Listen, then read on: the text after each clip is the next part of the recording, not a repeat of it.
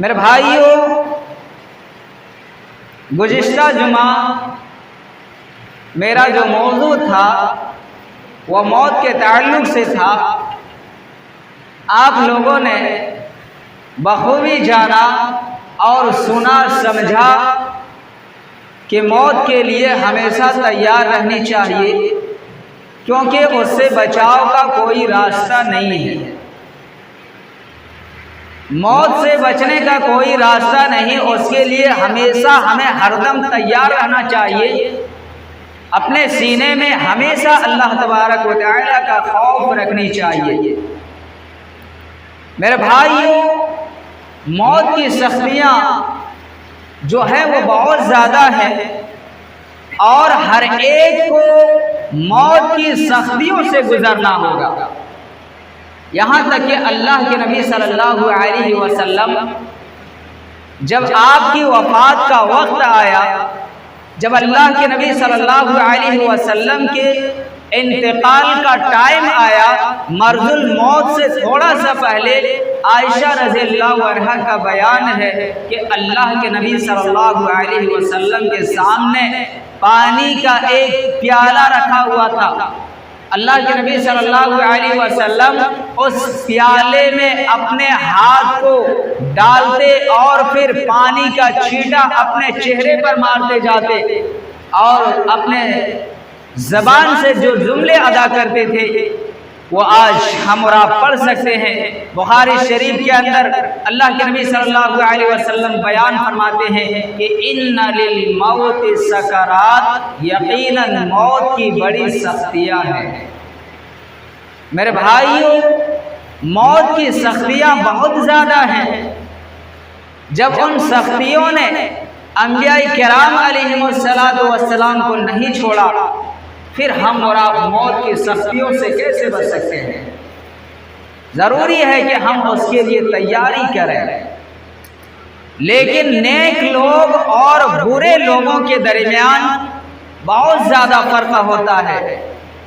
جو لوگ نیک ہوتے ہیں، اس دنیا کے اندر عمل صالح کرتے ہیں، اس کے حق میں، اس کے بارے میں اللہ تبارک و تعالی قرآن مجید کے اندر ارشاد فرماتا ہے کہ اس کی روح کو فرشتے آسانی سے نکالتے ہیں۔ اللہ تبارک و تعالی فرماتا ہے یا ایتھا النفس المطمئنہ، اے اطمینان والی روح، ارجع الی ربک راضیۃ مرضیہ، تم اپنے رب کی طرف لوٹ چل، اس حال میں کہ اللہ تجھ سے خوش ہے اور تم اللہ سے خوش ہو۔ فادخلی، پس تو میرے خاص بندوں میں داخل ہو جا۔ فادخلی فی عبادی وادخلی جنتی، تو میرے خاص بندوں میں داخل ہو جا اور میری جنت میں چلے جا۔ یہ مومنین لوگوں کے بارے میں اللہ تبارک و تعالی فرماتا ہے۔ لیکن وہی جب مشرک ہوتے ہیں، کافر ہوتے ہیں، جو اللہ تبارک و تعالی پر ایمان نہیں رکھتے ہیں، جو اپنی منمانی زندگی اس دنیا کے اندر گزارتے ہیں، اس کے حق میں اللہ کے نبی صلی اللہ علیہ وسلم فرماتے ہیں کہ فرشتے مرنے والے شخص کے پاس بیٹھا رہتا ہے، اور مرنے والے شخص سے فرشتے کہتے ہیں کہ اپنی جان کو نکالو، اپنی روح کو نکالو۔ فرشتے اپنے ہاتھ کو بڑھائے ہوئے ان کے سامنے بیٹھا رہتا ہے۔ تو اس سے پتہ چلتا ہے، ان قرآنی آیات سے اور اس حدیث سے پتہ چلتا ہے کہ موت کی سختیاں بڑی ہوتی ہیں، بہت ہی خطرناک ہوتی ہے، لہذا ہمیں اس کے لیے تیار رہنا چاہیے اور اچھے اعمال کرنی چاہیے، تاکہ جب ہماری بھی وفات کا وقت آئے، جب ہم اور آپ مرض الموت میں مبتلا ہوں، ہماری روح کو فرشتے آسانی کے ساتھ نکالیں۔ ورنہ میرے بھائیوں، اگر ہم اور آپ منمانی زندگی گزاریں گے تو ہمارے ساتھ کیا ہوگا ہم اور آپ مرنے کے وقت بخوبی جان لیں گے۔ بہرحال یہ تو موت کے تعلق سے ہے، لیکن مرنے کے بعد کیا ہوگا؟ ہم اور آپ اس دنیا سے چلے گئے، مر گئے، اس کے بعد ہمارے ساتھ کیا ہوگا؟ اللہ کے نبی صلی اللہ علیہ وسلم جب دعوت و تبلیغ کا کام کیا کرتے تھے، جب اللہ کے نبی صلی اللہ علیہ وسلم لوگوں کو بتلاتے تھے، کہ ایک اللہ پر ایمان لاؤ، اس کے رسولوں پر ایمان لاؤ، قرآن کی تصدیق کیا کرو، اللہ تبارک و تعالیٰ کے سامنے کل قیامت کے دن جواب دینا ہوگا۔ ارے اللہ کے نبی صلی اللہ علیہ وسلم ادھر دعوت و تبلیغ کا کام کر رہے ہیں تو کفار و مشرکین جو تھے وہ دوبارہ اٹھائے جانے پر وشواس نہیں رکھتے تھے۔ ان لوگوں کا عقیدہ یہ تھا کہ ہم ابھی چل پھر رہے ہیں، موج مستی کر لیں گے، کھا پی لیں گے، مر جائیں گے، آگے پیچھے کچھ ہونے والا نہیں۔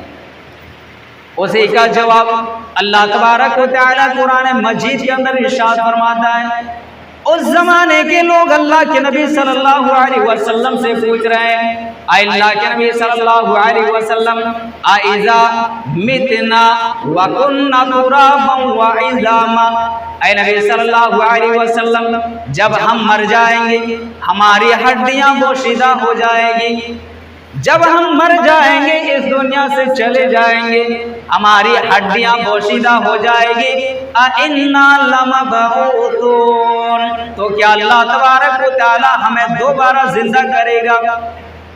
اللہ کے نبی صلی اللہ علیہ وسلم فرماتے ہیں اللہ تبارک و تعالی تمہیں دوبارہ جنم دے گا، اللہ تبارک و تعالی دوبارہ تمہیں زندہ کرے گا، پھر تمہیں اپنے عملوں کا حساب اللہ تبارک و تعالی کی بارگاہ میں دینا ہوگا۔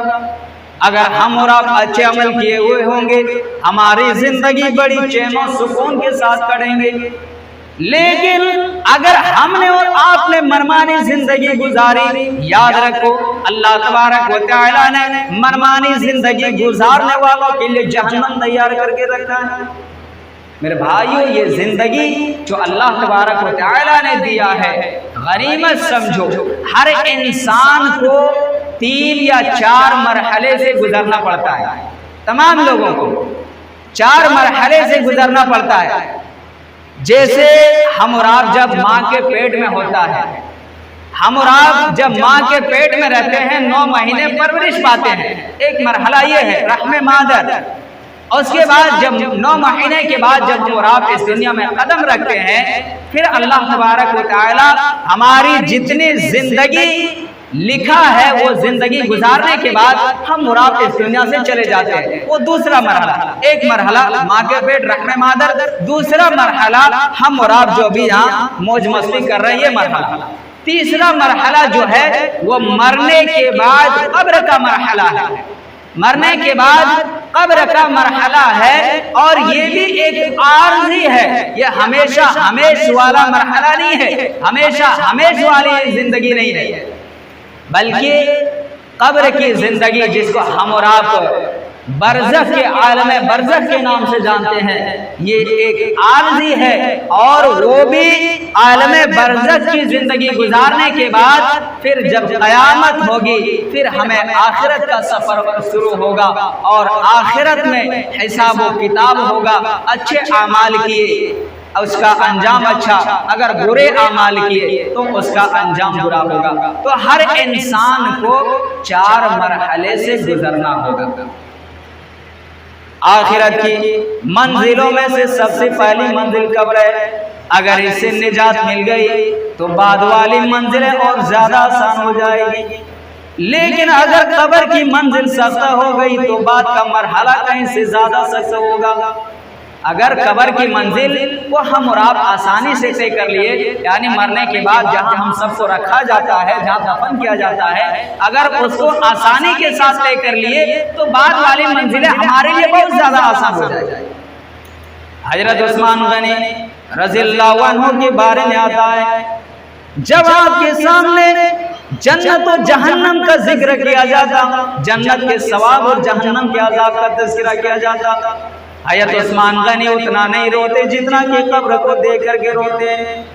لوگوں نے پوچھا، اے عثمان، آپ کے سامنے تو جنت و جہنم کا ذکر کیا جاتا ہے، جنت کے ثواب اور جہنم کے عذاب کا تذکرہ کیا جاتا ہے، اس پر آپ اتنا نہیں روتے جتنا کہ قبر کو دیکھ کر کے روتے ہیں۔ حضرت عثمان غنی رضی اللہ عنہ فرماتے ہیں ان القبر اول منزل من منازل الاخرہ، قبر یہ جو ہے یہ آخرت کی منزلوں میں سے سب سے پہلی منزل ہے۔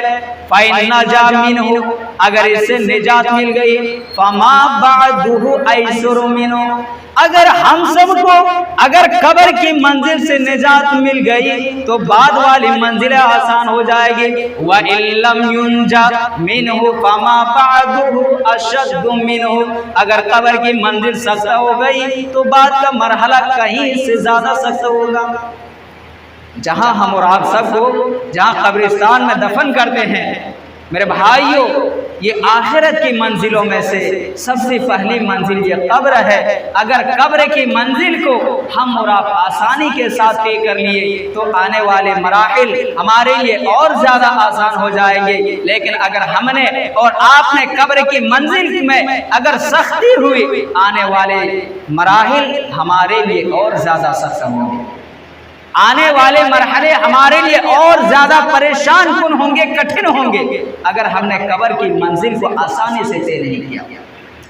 اسی لیے اللہ کے نبی صلی اللہ علیہ وسلم فرماتے ہیں، مسلم شریف کی روایت ہے، بخاری شریف بخاری مسلم کی روایت ہے، اللہ کے نبی صلی اللہ علیہ وسلم فرماتے ہیں العبد اذا وضع فی قبرہ، جب بندے کو مردے کو قبر میں رکھا جاتا ہے، جب ہم اور آپ جس کو بھی دفن کرنے جاتے ہیں، جب ان کو دفن کیا جاتا ہے، اللہ رب العالمین اس کو اتنا جان ڈال دیتا ہے، اتنا شعور دے دیتا ہے۔ اللہ کے نبی صلی اللہ علیہ وسلم فرماتے ہیں کہ ہم اور آپ دفن کر کے جب آنے لگتے ہیں، گھر کی طرف واپس آنے لگتے ہیں، اللہ کے نبی صلی اللہ علیہ وسلم فرماتے ہیں یسمع قرع نعالہم، اللہ تبارک و تعالی اللہ رب العالمین اتنا شعور ڈال دیتا ہے کہ وہ ہماری قدموں کی آہٹوں کو بھی سن لیتے ہیں۔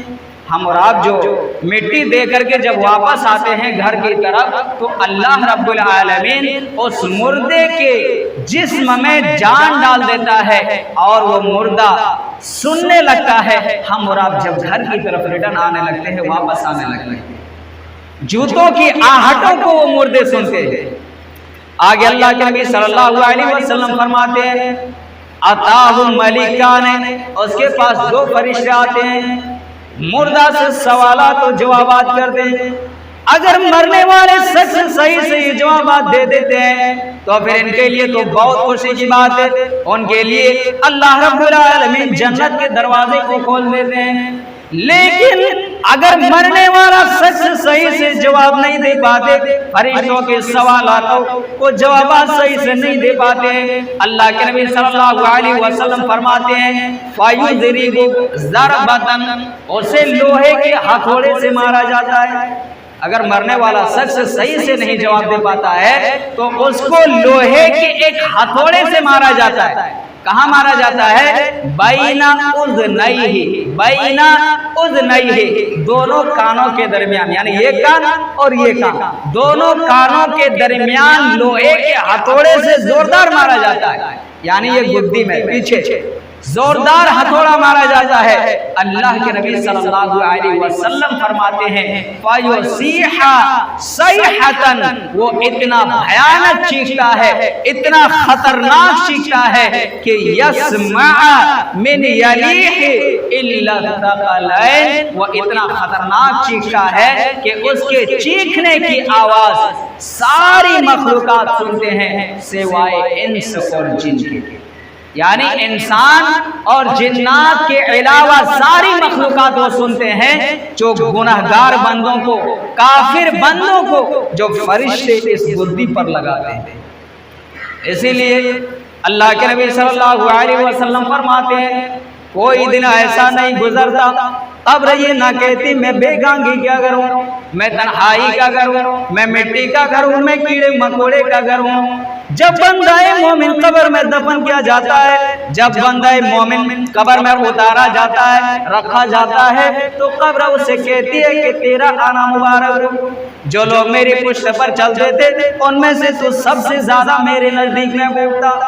آج جب کہ تم میرے سپرد کیے گئے ہو، آج جب کہ تم میرے حوالے کیے گئے ہو، تو تم دیکھنا میں تمہارے ساتھ کتنا اچھا برتاؤ کرتی ہوں۔ اس کے بعد حد نگاہ تک اس قبر کو شادہ کر دی جاتی ہے، جنت کا دروازہ کھول دیا جاتا ہے، جنت کا لباس پہنا دیا جاتا ہے، جس سے وہاں کی خوشگوار مہک آتی رہتی ہے، اور فرشتے اس مومن بندے سے کہتے ہیں کہ سو جا، آرام کے ساتھ سو جا، اور قیامت تک تجھے کوئی جگانے والا نہ ہو۔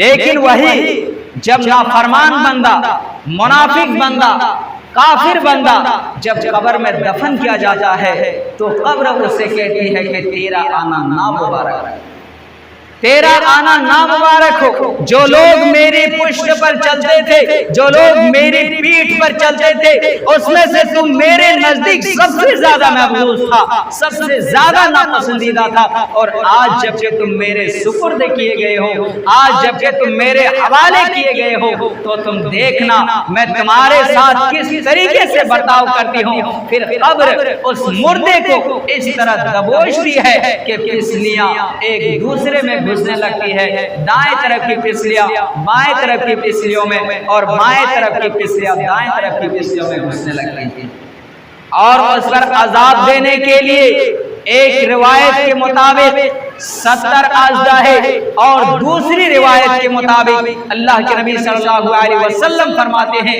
کہ دوسری روایت کے مطابق 99 اژدھا مسلط کر دیے جاتے ہیں، اور وہ سانپ اتنا خطرناک اللہ کے نبی صلی اللہ علیہ وسلم فرماتے ہیں اگر وہ ایک بھی سانپ اس دنیا کے اندر تھوڑا سا پھونک مار دے، اس دنیا کے اندر تھوڑا سا پھونک مار دے، تو قیامت تک اس زمین پر کوئی چیز نہ ہوگی۔ کتنا زہریلا وہ سانپ ہوگا کہ اگر تھوڑا سا اس دنیا کے اندر پھونک مار دے تو قیامت تک اس زمین پر کوئی ہریالی نہ ہوگی۔ ایسے سانپ ایک روایت کے مطابق 99 اور دوسری روایت کے مطابق 70 اژدھا ہم کو ڈسنے کے لیے مسلط کر دیا جائے گا اگر ہم اور آپ اس دنیا کے اندر منمانی زندگی گزاریں گے۔ اللہ کے نبی صلی اللہ علیہ وسلم فرماتے ہیں جب ایک انسان اس دنیا سے چلا جاتا ہے، جب ایک انسان اس دنیا سے مر جاتا ہے اور جب قبر میں اسے رکھا جاتا ہے، اس کے پاس 2 فرشتے آتے ہیں، ان میں سے ایک کو منکر اور دوسرے کو نکیر کہا جاتا ہے۔ وہ مردہ سے 3 سوالات کرتے ہیں، من ربکا، تمہارا رب کون ہے؟ ما دینکا، تمہارا دین کیا ہے؟ ما کنت تقول فی ھذا الرجل لمحمد، تم محمد صلی اللہ علیہ وسلم کے بارے میں کیا عقیدہ رکھتے ہو؟ اگر وہ نیک بندہ ہوتا تو جواب دیتا ربی اللہ، میرا رب اللہ تبارک و تعالی ہے، دین اسلام، میرا دین اسلام ہے، ما کنت تقول فی ھذا الرجل لمحمد، تم محمد صلی اللہ علیہ وسلم کے بارے میں کیا عقیدہ رکھتے ہو؟ اگر وہ نیک بندہ ہوتا تو جواب دیتا کہ محمد صلی اللہ علیہ وسلم اللہ کے آخری رسول ہیں جنہیں اللہ تبارک و تعالی نے حق کے ساتھ مبعوث کیا تھا، لہذا اس کے لیے حکم ہوتا ہے کہ جنت کا بستر بچھا دو، جنت کا لباس پہنا دو، جنت کا دروازہ کھول دو، چنانچہ اس کی قبر کو حد نگاہ تک قبر کو شادہ کر دی جاتی ہے۔ جو شخص صحیح سوالات کے جوابات دے دیتے ہیں اس کی قبر کو جہاں تک نگاہ جاتی ہے وہاں تک اس کی قبر کو کشادہ کر دی جاتی ہے۔ لیکن جب فاسق و فاجر جو ہوتے ہیں، جو اللہ تبارک و تعالیٰ کا نافرمان بندہ ہوتے ہیں، وہ ہر سوالات کے جوابات میں کہتے ہیں ہاں لا ادری من ربکا، تمہارا رب کون ہے؟ ہاں لا ادری، ہائے افسوس میں نہیں جانتا۔ ما دینکا، تمہارا دین کیا ہے؟ اس پر بھی وہی ہاں لا ادری، میں نہیں جانتا۔ اللہ تبارک و تعالیٰ فرشتوں کو حکم دیتا ہے اسے جہنم کا لباس پہنا دو، اسے جہنم کی کھڑکیوں کھول دو، چنانچہ اس کے لیے جہنم کی کھڑکیوں کو کھول دیتا ہے، اس کے لیے جہنم کا لباس پہنا دیا جاتا ہے۔ اللہ کے نبی صلی اللہ علیہ وسلم فرماتے ہیں جو شخص قبر کے اندر صحیح سوالات کے جوابات نہیں دے پاتے ہیں اس کے لیے عذاب دینے کے لیے کیا کیا جاتا ہے معلوم ہے؟ اس کے لیے عذاب دینے کے لیے ایک بہرا اور ایک اندھا فرشتہ مقرر کر دیتا ہے۔ جو شخص قبر کے اندر صحیح جوابات نہیں دے پاتے ہیں، اس کے لیے عذاب دینے کے لیے ایک بہرا فرشتہ اور ایک اندھا فرشتہ عذاب دینے کے لیے مقرر کر دیا جاتا ہے، جو لوہے کی ایک ہتھوڑی سے پڑائی کرتا رہتا ہے، اور پڑائی کرنے کی وجہ سے آپ چاہے کتنوں بھی چیخو کوئی گنجائش نہیں ہے۔ کیوں؟ کیونکہ اللہ تبارک و تعالی نے بہرا فرشتہ مقرر کیا ہے، آپ چاہے کتنوں بھی چیخیں گے، کتنوں بھی چلائیں گے، وہ فرشتے سن نہیں سکتے۔ اور پھر اندھے فرشتے کو بھی اللہ تبارک و تعالی نے مقرر کیا ہے، وہ کہاں ہتھوڑا ماریں گے ہم اور آپ بخوبی جانتے ہیں۔ وہ فرشتہ ایسے جگہ پر ہتھوڑا مارے گا کیونکہ انہیں دکھائی بھی نہ دے، اور لوہے کی گرج سے قیامت تک پڑائی کرتے رہے گی جب تک کہ قیامت قائم نہ ہو جائے۔ میرے بھائیو، یہ قبر کی منزل ہے جس کے لیے ہمیشہ ہم سب کو تیار رکھنی چاہیے۔ یہ آخرت کی منزلوں میں سے سب سے پہلی منزل یہی قبر ہے۔ اگر اس کو ہم اور آپ آسانی کے ساتھ لے کر لیے، آنے والی جو آخرت کی جو منزلیں ہوں گی اس پر ہم اور آپ بڑی آسانی کے ساتھ پار کر لے جائیں گے۔ لیکن اگر قبر کی منزل جو سخت ہو گئی، اگر قبر میں اگر ہمیں دبوچنا شروع کرے گا تو پھر یاد رکھیے آنے والے مراحل ہمارے لیے اور زیادہ مشکلات ہو جائیں گی۔ اللہ کے نبی صلی اللہ علیہ وسلم فرماتے ہیں، انما القبر روضۃ من ریاض الجنہ او حفرۃ من حفر النار۔ قبر جو ہے وہ جنت کے باغوں میں سے ایک باغ ہے یا دوزخ کے گڑھوں میں سے ایک گڑھا ہے۔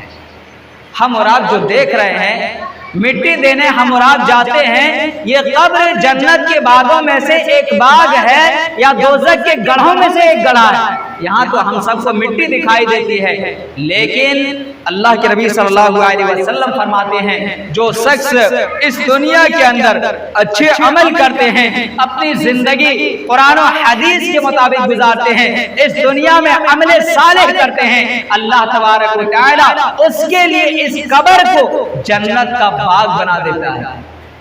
انما القبر روضۃ من ریاض الجنہ، قبر جنت کے باغوں میں سے ایک باغ ہے یا دوزخ کے گڑھوں میں سے ایک گڑھا ہے۔ اگر ہم اور آپ منمانی زندگی گزاریں گے، اگر ہم اور آپ اس دنیا کے اندر موج و مستی کے ساتھ کریں گے تو اللہ تبارک و تعالی ہمارے لیے یہ قبر کو دوزخ کے گڑھوں میں سے ایک گڑھا بنا دے گا۔ ورنہ یہ قبر بذات خود نہ جنت کا باغ ہے نہ دوزخ کا گڑھا ہے، یہ انسان کا عمل ہی اپنے قبر کو جنت کا باغ یا دوزخ کا گڑھا بنانا چاہتا ہے۔ میرے بھائیو، یہ ہمارے اوپر، آپ کے اوپر یہ ذمہ داری ہے کہ ہم اپنے قبر کو جنت کا باغ بنائیں یا دوزخ کا گڑھا بنائیں۔ ہم اور آپ بخوبی سوچ سکتے ہیں، سمجھ سکتے ہیں، یہ ذمہ داری ہمارے اوپر ہے۔ اگر اچھے عمل کریں گے قبر ہمارے لیے جنت کا باغ بن جائے گا، اگر ہم اور آپ برا کام کریں گے، اچھے عمل نہیں کریں گے، قبر ہمارے لیے دوزخ کا گڑھا بن جائے گا۔ اللہ کے نبی صلی اللہ علیہ وسلم ایک دوسری جگہ ارشاد فرماتے ہیں، یتبع المیت ثلاثۃ، جب انسان مر جاتا ہے، اس دنیا سے چلا جاتا ہے تو اس کے پیچھے تین چیزیں جاتی ہیں، عملہ ومالہ اہلہ، اس کے پیچھے تین چیزیں جاتی ہیں، ایک اس کا مال، دوسرا اس کے اعمال، تیسرا اس کے اہل و عیال۔ اللہ کے نبی صلی اللہ علیہ وسلم فرماتے ہیں فیرجع اثنان، دو چیزیں لوٹ آتی ہیں، قبرستان سے دو چیزیں لوٹ آتی ہیں۔ دو چیزیں کیا ہیں؟ اہلہ و مالہ، دو چیزیں لوٹ آتی ہیں، یعنی اس کا مال اور اس کا اہل و عیال، یہ دو چیزیں لوٹ آتی ہیں۔ وَيَبْقَى مَعَهُ وَاحِدٌ، اور ایک عمل اور ایک چیز اس کے ساتھ رہتا ہے، وہ کیا ہے؟ وَعَمَلُهُ، وہ اس کا عمل ہے، وہ قبر میں جو کام آئے گی وہ ہماری اور ہم نے اور آپ نے جو اس دنیا کے اندر رہ کر کے جو اچھے عمل کیے ہوئے ہوں گے वही कब्र में काम आएगा। वरना हम और आप ये जो दुनियादारी कर रहे हैं, ये मेहनत और मशक्कत कर रहे हैं, ये दुनियावी जिंदगी के ऐशो इशरत जो चाहते हैं, ये कोई चीज कब्र में काम आने वाली नहीं है। कब्र में जो चीजें काम आएगी वो मरने के, कब्र में जो चीजें काम आएगी वो इस दुनिया के अंदर जो हम रह करके अच्छे अमल करेंगे, नेक अमल करेंगे। अगर हम और आप इस दुनिया में अच्छे अमल करें, कब्र में भी काम आएगी और इंशाअल्लाह ताला आखिरत में भी काम आएगी। क्योंकि अल्लाह के नबी सल्लल्लाहु अलैहि वसल्लम का फरमान है कि कब्र ही असल मंजिल है, इससे निजात मिली, आखिरत वाली मंजिल आसान होंगी। अगर यही सख्त हो गई तो बाद का मरहला और ज्यादा सख्त होगा। इंशाअल्लाह ताला आज का ये खुतबा जुम्मा कब्र के मौजू पर चला। इंशाअल्लाह ताला इसके बाद जो मंजिलें जो आती हैं, आखिरत की जो मंजिल है, इंशाअल्लाह ताला आने वाले जुम्मे को उस पर बहस किया जाएगा, बयान किया जाएगा इंशाअल्लाह ताला। आखिर में अल्लाह तबारक व तआला से दुआ है कि हम तमाम मुसलमानों को इस दुनिया में रह करके कब्र की तैयारी करने की तौफीक अता फरमा। हम तमाम मुसलमानों को कब्र के सवालात और जवाबात हमारे लिए आसान फरमा। हम तमाम मुसलमानों को 5 वक्त पक्के सच्चे नमाज का पाबंद बना। इस दुनिया में जो मुसलमान परेशान हाल हैं, उनकी परेशानी को दूर अता फरमा। जो बीमार हैं उन्हें शिफाए कामिल आजिल अता फरमा। जो कर्जदार हों उनकी कर्ज की अदायगी अता फरमा। और जब हमारा खात्मा हो तो ईमान की हालत में हो। आमीन। वस्सलामु अलैकुम व रहमतुल्लाहि व बरकातुहू।